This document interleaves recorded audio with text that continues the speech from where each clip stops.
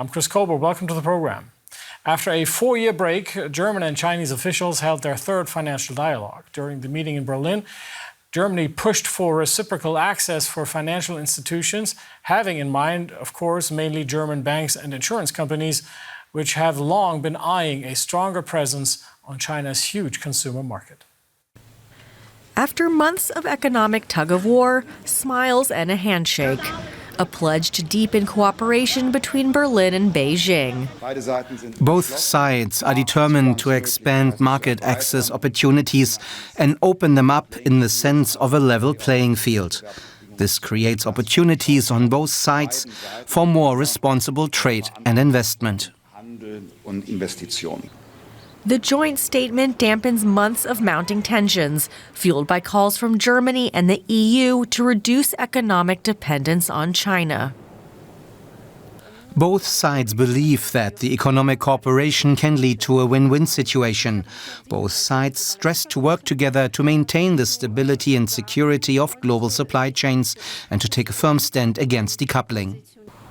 Germany also welcomed a debt restructuring framework from China that would make it easier for heavily indebted countries to pay the big creditor back. And German Finance Minister Christian Lindner proposed that the countries speak about financial matters annually instead of every 2 years. Clifford Kunin, DW Business China analyst, is here to talk some more about this. Clifford, why do German financial firms want more access to China?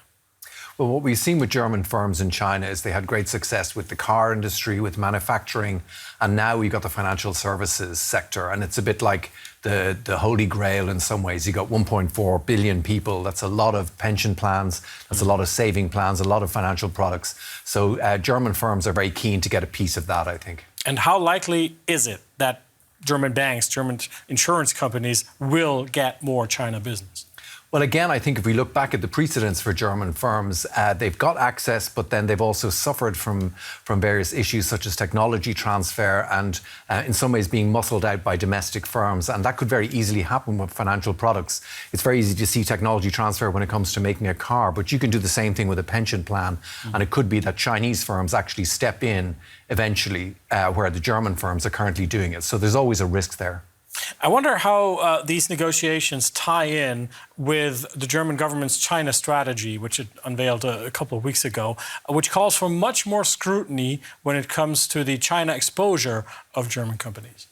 Yeah, I think the attitude isn't as all-embracing as it was before. I think Germany is reconsidering. It's looking for a sort of while it won't go for decoupling, it is becoming more reserved in its approach to China. So I think at the moment you're seeing Germany is trying to play things in both ways. In some ways it wants more access, but it doesn't want the same level of engagement that it had previously. So it's quite a balancing act at the moment, I think, for Germany and China relations.